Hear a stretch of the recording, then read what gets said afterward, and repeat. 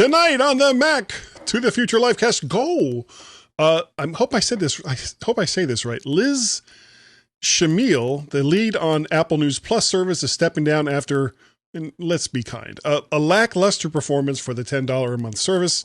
Penumbra Brands claims that the iPhone 11's radiation output is twice, not once, but twice, the federal permitted levels, but they may be slightly biased based on the products the company sells.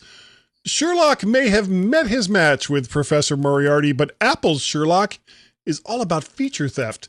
Can they explain their way out of this one? All of that tonight and more on the Mac to the Future Livecast. Go.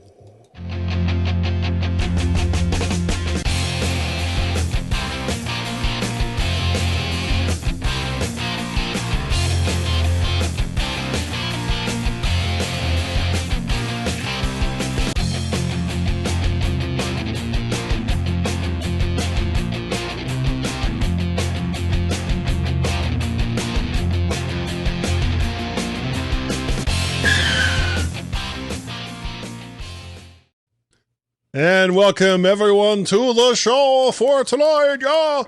And we actually got kind of an early start tonight, and I gotta say, I'm once again for the second week in a row, everything seems to be working great. Everything, and I mean, Warren's got a new webcam, and he's got his camera. I'm sorry, he's got his microphone. He sounds good. He looks good. He's a podcaster. He's not blurry. He's not blurry. I want to be Mr. Blurry Cam. I'm Mr. Blurry Webcam. So, well, let's start with you, Warren, because you had a bit of an adventure last week. You were down in Florida. Did we talk about that last week? What's today? It is the 5th, February 5th. The Super Bowl was last Sunday. The Pro Bowl was a week before that. Yeah. So the Super Bowl it was 2 weeks ago. I had a week and a half. Venture. Yeah, I had a venture at the neighbors watching Super. That was a good Super Bowl, by the way. It was. Yeah, that was fun. I was definitely rooting for Kansas City. I like Patrick Mahomes. Yeah, is he your fun. Mahoney? Oh. He's my Mahomey. Pro Bowl was good. Players were relaxed. I think we talked a little bit about it, but the players were definitely acting different. We've been to a lot of live football games. You know what we're doing on Sunday? We're going to an XFL game. That's next on the list. That's right up his alley. I am actually seriously considering going to see the DC Defenders play the Seattle, whatever the hell the name of the team is, here in the DC area. They're going to be playing in Audi Field, which is the same field that the MLS DC United play at. Well, hello, Frank.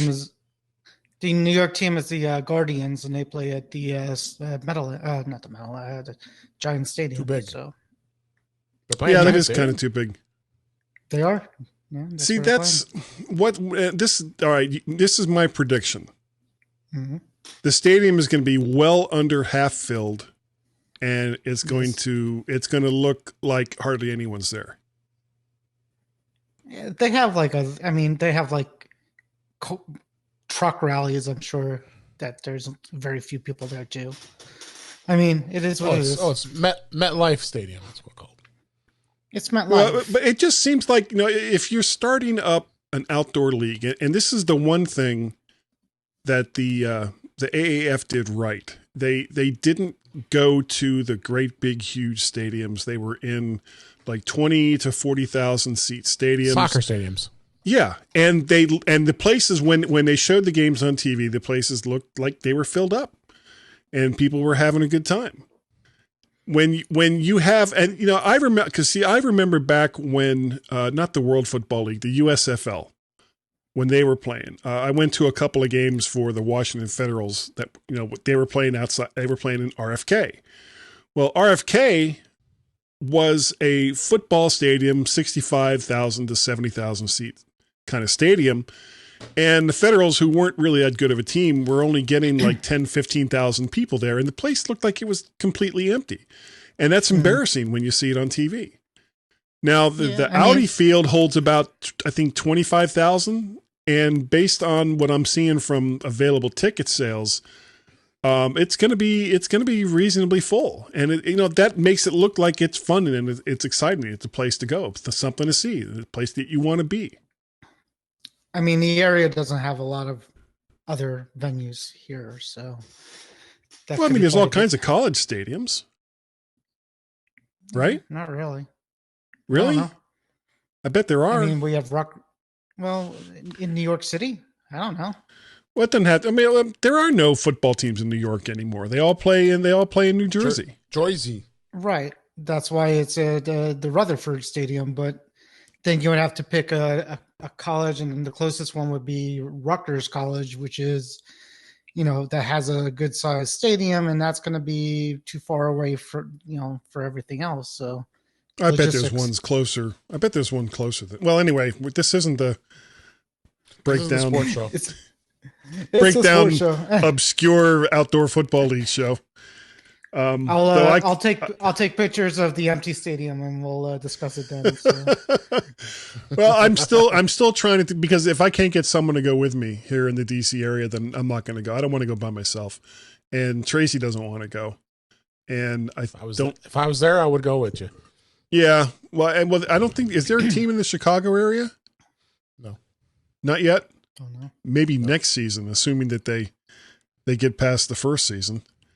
But yeah, I think it's going to be fun. I kind of like the idea of having real outdoor football as compared to indoor football, which is also kind of fun to look at, but nothing I would sit there and go, ooh, the Washington Valor, which was the name of the AFL team here in DC, is playing. I'm going to go grab tickets and go see them. No real desire to do that. Yeah, okay. I mean, right. It's going to snow. Apple. But there you go. Oh, Apple. is that why we're here? Okay. Yes. You didn't even introduce me. So quick takes. Samsung's new earbuds are much better to use with iOS devices, especially now that they're actually meant to work with them. This is a story from Engadget. Essentially, the new Apple earbuds, I can't remember what they're going to call them, the Galaxy. Oh, here we go. Galaxy Buds Plus, in a fit of originality. There's actually an iOS app that will work with them. They're less expensive than Apple's earbuds or EarPods Plus. Is that what they're called? EarPods Plus? And AirPods Pro. Sorry. AirPods Pro. No idea what they sound like. I don't know if anyone has actually done any reviews on them yet. Is this something that you guys should be willing to try? I know that you both have AirPods. AirPod Plus devices. Pros. AirPod Pros. Pros. And yes. I mean, I'll try anything once, but I don't think I need to spend all that money for another pair of headphones. I got earbuds out of my butt. I got so many pairs of headphones and earphones, and remind me not to buy any of your used Bluetooth earbuds.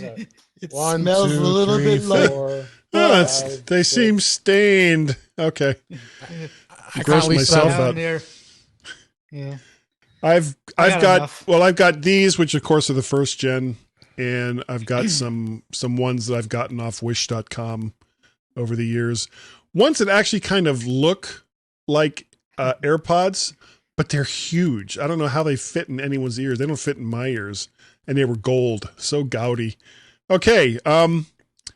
Unsurprisingly, Disney Plus has surpassed 28 million subscribers since launch.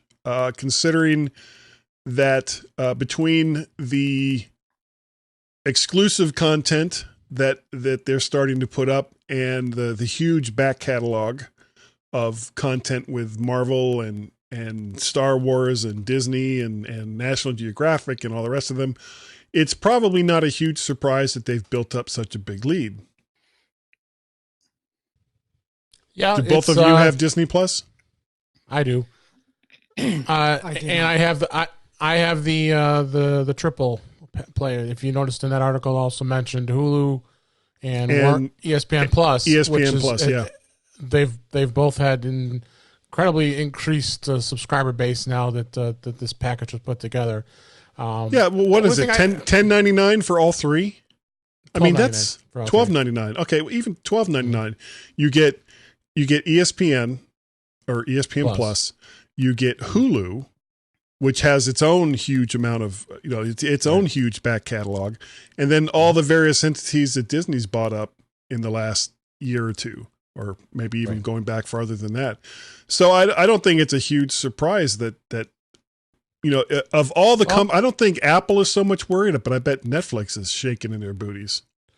Yeah, a little bit. And another thing too is, we don't have any numbers about Apple TV Plus yet because majority of the subscribers right now are getting it free because they had devices that they had purchased last year. So it's going to be interesting to see where that goes because I think they said Apple TV Plus is what, $4.99 a month right now if you were to buy it outright. So Apple hasn't advertised what their subscriber base is, but what brought me about the article in there is the fact that Disney Plus, I can't believe how much it's in.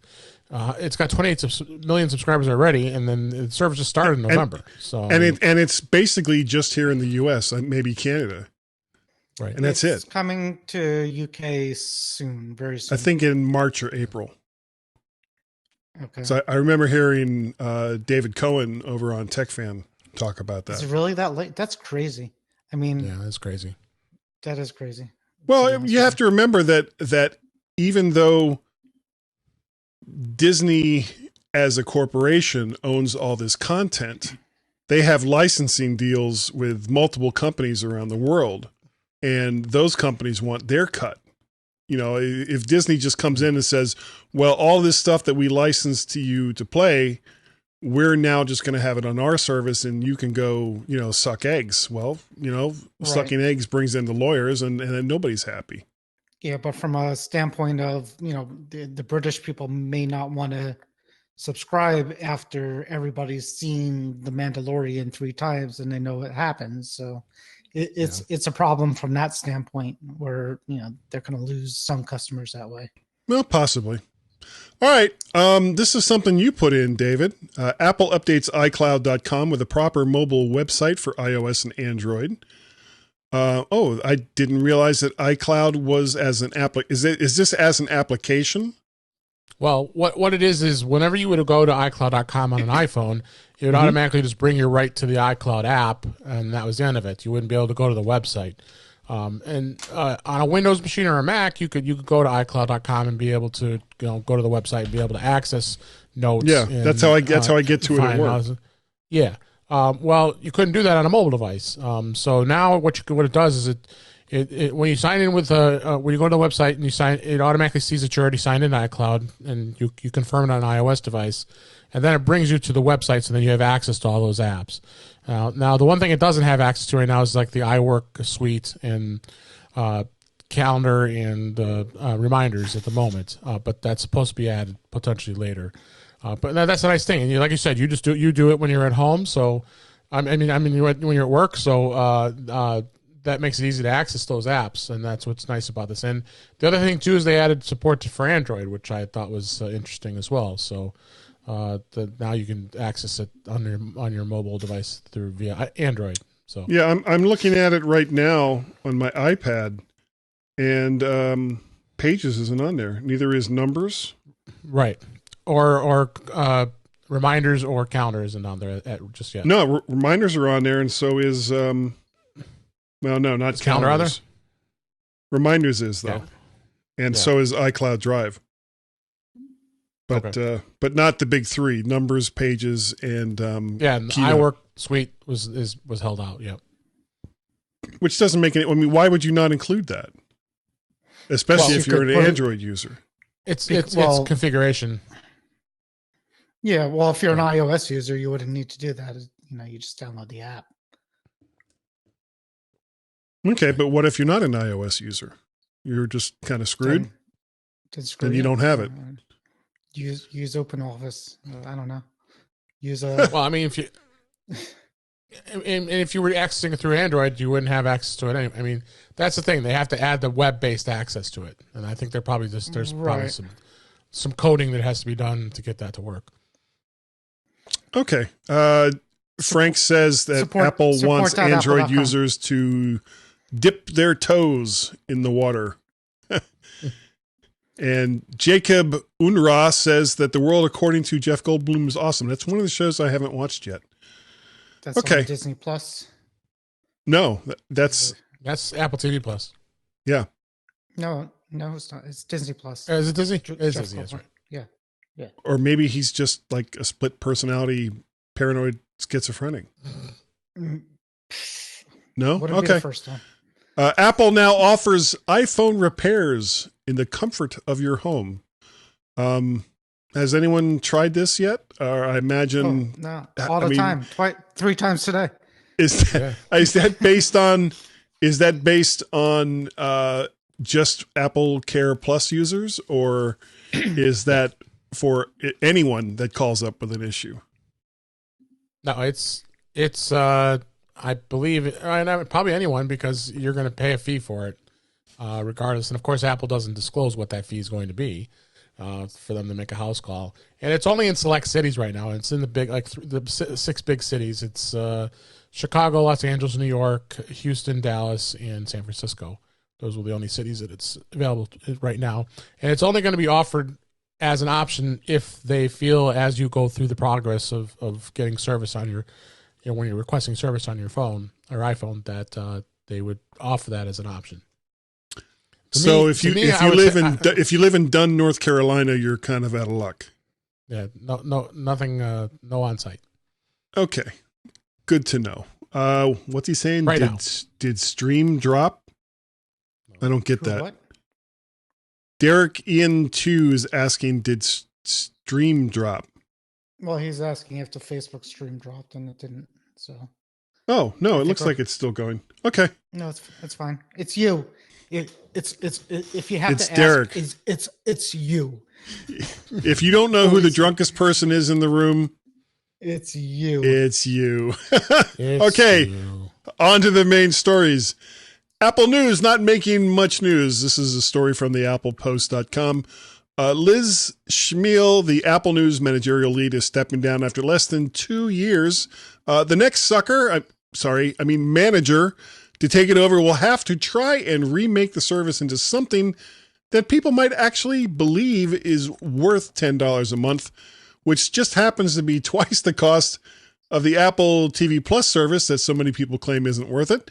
Apple claims to have over 100 million regular users of Apple News, while somehow managing to not say how many of those are paying customers to the Plus side of the service.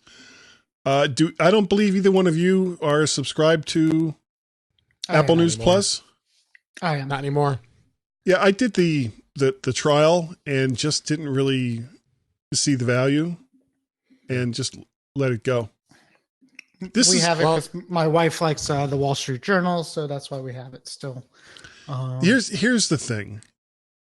Apple is rolling out a lot of services, and taken one by one, none of them are really all that spectacular. None of them are market leaders. None of them, make people want to say, oh, this is something I just need to have. Apple Music is probably there. But Apple Music, I don't really count Apple Music because that was basically iTunes prior and has been around for many, many years. No, it's totally a service. It's way different. Oh, it is. It is. Yeah, but it's you had Music Match or Apple. What was that? Music Match? Whatever the match. iTunes Match. iTunes Match, and then Apple Music, but both of those together had already been around for a while. And when you consider that iTunes as a platform for listening to music and buying music had been around for almost 20 years now, it's not a surprise that so many people signed up for that service, because that was the default digital music service for so many people. Apple News Plus, Apple News and Apple News Plus, and Apple TV or Apple TV Plus. These are relatively new with a limited amount of content, and this is kind of venturing into areas that Apple doesn't have a huge amount of experience in. And they kind of brought in Liz here because she had done some work with Condé Nast. Yeah. And so she was supposed to bring that kind of experience to the service and, get people interested in signing up. But it hasn't really worked out. And I think that at some point, what they're going to have to do is look at bundling a lot of these services for a relatively low price that will bring more people in, and it will make the slice of pie that Apple gets a little bit lower because they'll have to share more out with the content providers in order to get them to stick with the services. But when you consider that the vast majority of people who use these services are buying Apple products, and I'm not even talking about the services. We're talking iPhones, we're talking Macs, we're talking Apple TVs, all of the different pieces of hardware that Apple create that all work with these services. So they're still winning, regardless of whether or not they're making, huge amounts of profit on services that they weren't making huge amounts of profit on anyway. Yeah. Go ahead, Jay. Yeah, I think the bundling is the big thing that needs to happen. And a lot of pundits have said that. Apple hasn't come out and really said anything. I think they're going to have the person that replaces this gal is going to have to be someone that's in the publishing industry, and knows the business. And I think that's where the challenge is. I mean, let's face it, it's a very expensive service. $10 a month is a lot, and I didn't find the content that appealing enough that it was worth that much in a subscription. But they also got to make sure they're paying all these content providers too, and that's that's how you get them to stay with it. So, right. Okay, what do you think, Warren? A couple of things with it. First, and Dave and I were talking about this too, but I think a lot of these publications still have their own paywall service, like the Wall Street Journal has its own subscription outside of Apple. So I wonder how much they actually care of how much Apple News does, because they're just saying, all right, fine. It's a little bit more revenue. Yeah, pay us when you get your subscribers, your little cut, and it's more than we would have had otherwise. So, I don't think they care that much, but I also think that digital print is a harder, in 2020, it's not relevant. It's not as relevant, and it's going to be a hard sell for anybody because with, for the most part, TV, music, a lot of the other services that they provide are passive. You have to, they engage you as compared to you having to engage print. Here's how I say it. If you want to watch the morning show, you're not going to say, well, I want to watch the morning show, but I don't want to pay Apple, so I'm just going to watch the Jennifer Aniston documentary instead. That's not how it goes. But with Apple News, you could be like, well, I like the Wall Street Journal, I could read it, but you know what? I could go on the internet and find probably everything for free that the Wall Street Journal, publishes or similar. So it's a lot easier to not subscribe to that service than it is some of the other services if you don't feel like paying for it. So it's a hard sell. And, print publications obviously died, a couple of years ago, like actual physical paper, the newspaper guy doesn't. Yeah, you don't really see it much anymore. You get one outside of your hotel room. Yeah, the magazines are, still kind of there, but not as much. So, just to quote Egon Spengler, print is dead. And to quote Liz Schmigel, My job is dead. Schmegel. Schmigel, something. Let's call the whole thing off. We're gonna do it. Give us any chance. Vern Shirley. Okay. It's Laverne and Shirley. All right. There you go. That's what I think. Well, we're going to go on to the next story. That's probably a good idea. Penumbra Brands claim with zero bias that Apple iPhones are a radiation monster source. Story from BGR. Fortunately, the absolutely non-biased company with no axe to grind at all also has a solution to the Chernobyl-like make you glow green iPhones with cases proven, I say, to reduce that radiation to a more tolerable level. Penumbra claims that Apple's iPhone 11 emits radiation at more than twice the federal accepted level.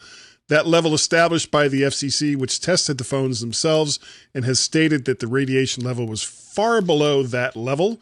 Penumbra claims that the tests are invalidated since Apple supplied the phones to be tested, which are obviously rigged, instead of the iPhones Penumbra claims that are off the shelf. This almost seems like a company with an agenda to push that has absolutely nothing to do with radiation and more to do with selling their stuff. What do you think, Warren? Radiation, I say I don't care. It's so worth it. I need that third eyeball. If electronics and iPhones and gadgets are going to kill us, then I'm going to go faster than most. Okay. What do you think, Dave? Yeah, same. I find it hard to believe the FCC isn't double checking this. I mean, it just seems kind of strange to me. You run this, this kind of report, and yeah, the iPhone 11 is that high compared to what they tested it at. I don't know. I'm skeptical. Yeah, and the fact that could you imagine that the outcry if it was discovered that Apple had rigged some iPhones to be given to the FCC to test for radiation as compared to the ones that everybody else. I mean, it's beyond belief in the fact that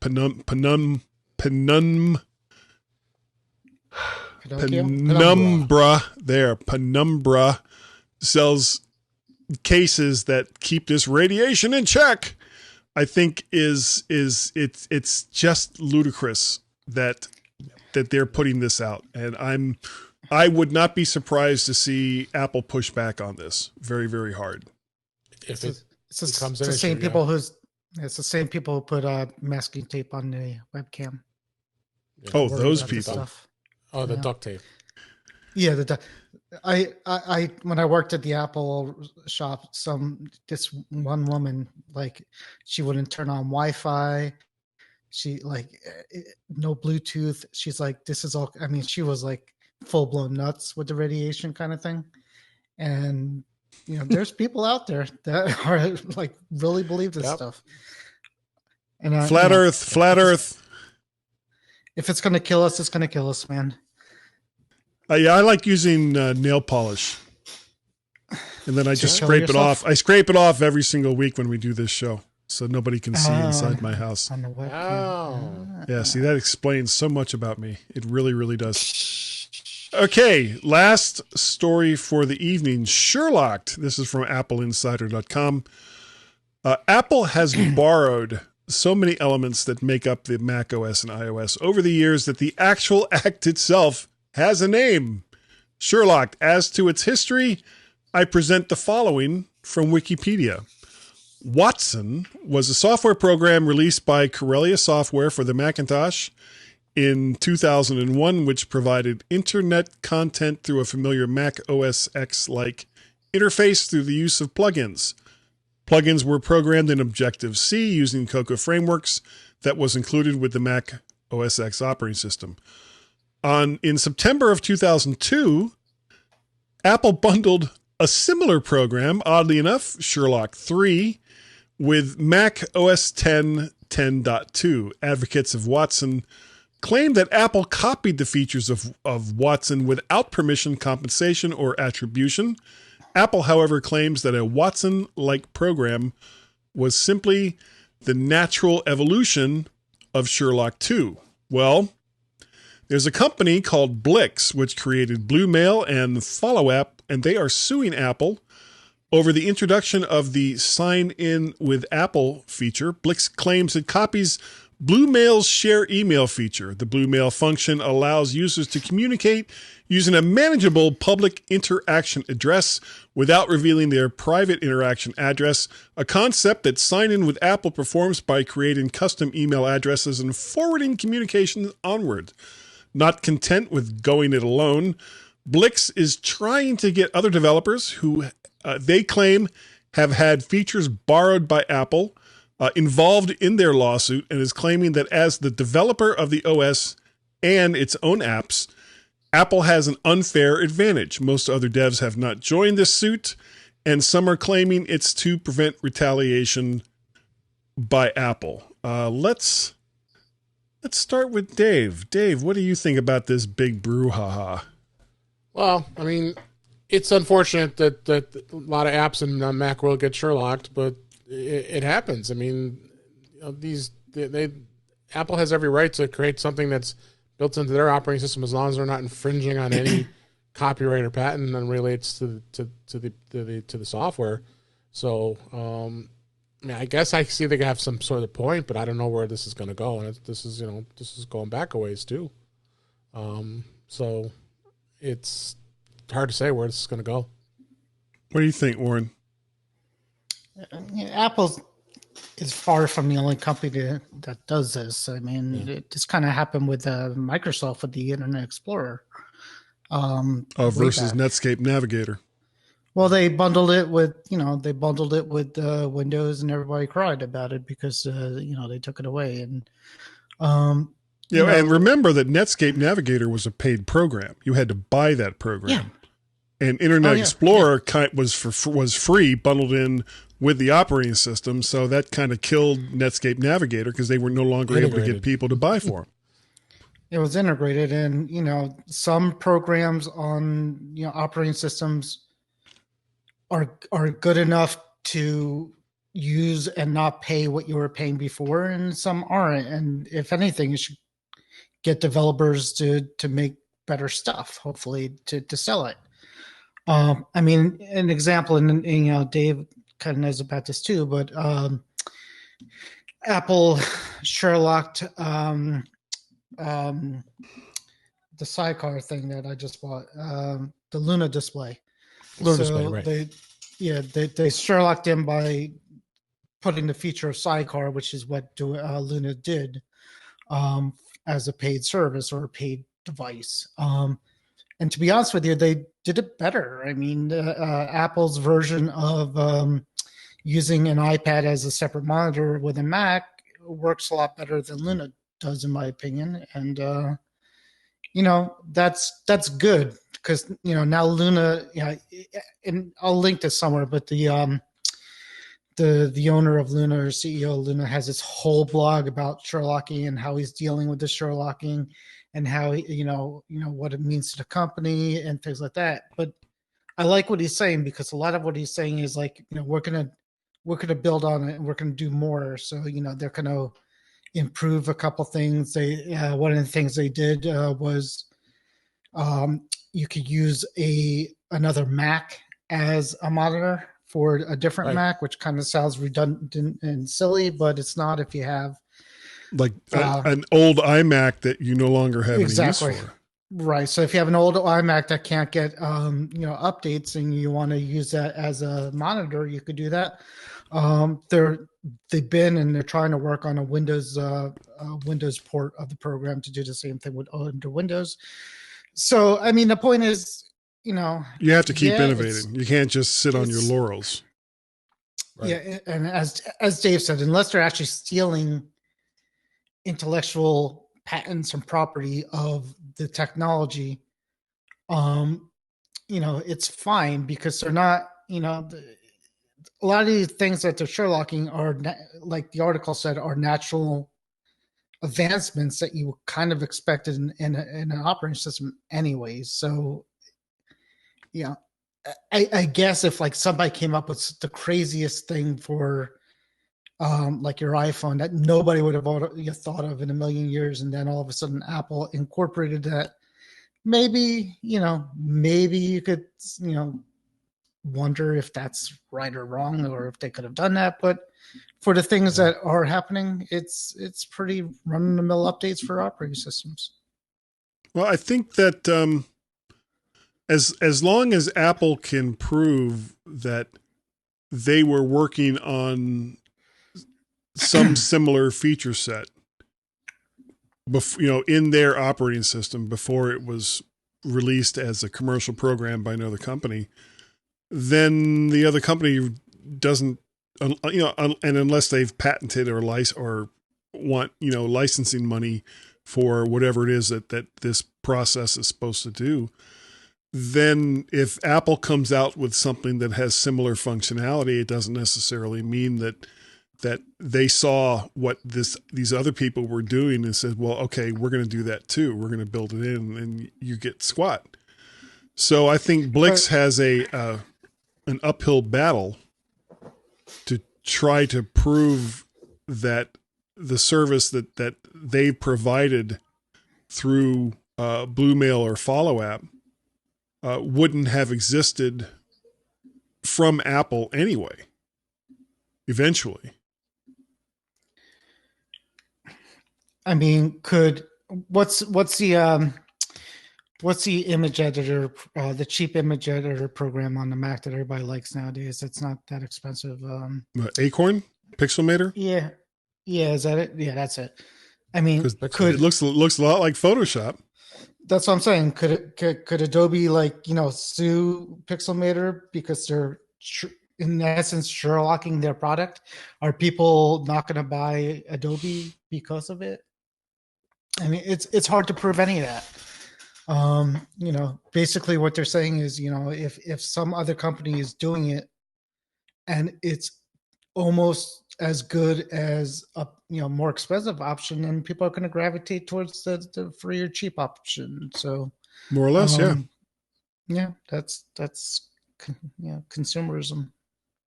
Oh, Frank just said Pixelmator was designed for Next. I wasn't aware of that. Okay. Yeah. Well, do you guys have anything else that you want to talk about tonight? I got a new webcam. That was good. Didn't we talk about that? Yeah, it was fun. It's a nice webcam. I like it. Nice job, Warren. We all have the same webcam now. I've got the 930 because it's literally. What am I talking about? I have the 930 as well. Okay. What? Did I get the wrong? Did I get you the wrong didn't. Product? Honestly, there is almost zero difference between the 920, the 922, and the 930. They had a 4K one for like. It's the Brio. There's one called the Brio, but if you know what, if you're going to spend $200 on or more on a webcam, then you're better off just getting saving up a little more money and getting a mirrorless DSLR. And connecting that up. What would I do with a 4K webcam? What am I even doing with this webcam? I don't know. Nothing. You look great. Yes. Yeah. Doesn't he look great, Dave? Come on, just say he looks great. Wait, we could compare here. Let's do a comparison. Hold on. All right. I have light on. This is okay. Wait, this is the new one, and now we're gonna switch to the old one. Right? Really? We're gonna do this live? Yep. There's the old one. See, now you're blurry. So that's the old one, and we're going to switch back to the new one. Much better. All right. Big difference. It's like from that mic to the crappy other mic you had before. See, little piece by little piece. All you need to do now is you need to get an audio interface, and then you need to get a dedicated preamp and then a compressor expander. Or a Rodecaster Pro. Next- that takes care of it all. Next week, you're going to see me in this like big soundproofed, this big soundproof room with the It's a conspiracy insulation everywhere. Yeah, I don't know. Okay, Dave, if people wanted to get a hold of you and say, damn, I sure wish I had a Procaster mixer thing, Rodecaster Pro mixer thing, where would they do that? They would go to intouchwithios.com, which we just recorded an episode just before we did this show today. So really? We're going to have a new. I thought you guys recorded on Thursdays.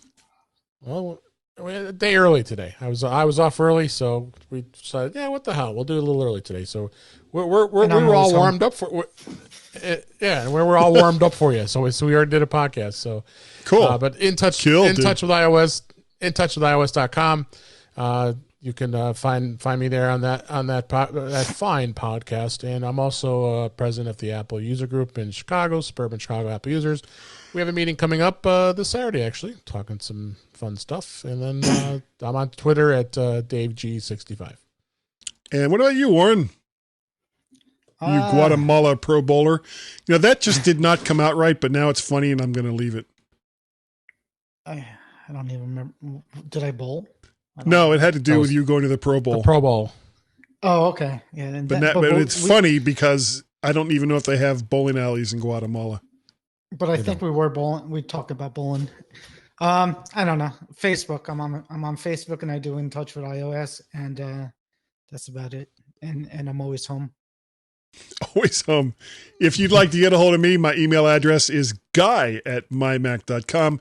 You can reach me on the Twitters. I have two different Twitter accounts, MacParrot and VertShark. And besides the Mac to the Future Livecast Go, I also do the MyMac.com podcast nearly every week with Mr. Gazmaz over there in the UK, and on a increasingly infrequent schedule, Guy's Daily Drive, which I guess I'll have to get my car repaired before I'm able to do that again. I'm stunned that I didn't mention I was in a car accident on Monday. We saw, yeah. If you go over to Facebook, I've got the whole mess right there, along with some choice language that I had. If you'd like to help support the things that I do and help pay for how much it's all the damage to my car. Oh, it's so damaged. It's really not. You can go to let's see. You can go to coffee, ko-fi.com /MacParrot. You can go to patreon.com /MacParrot. You can also go to paypal.me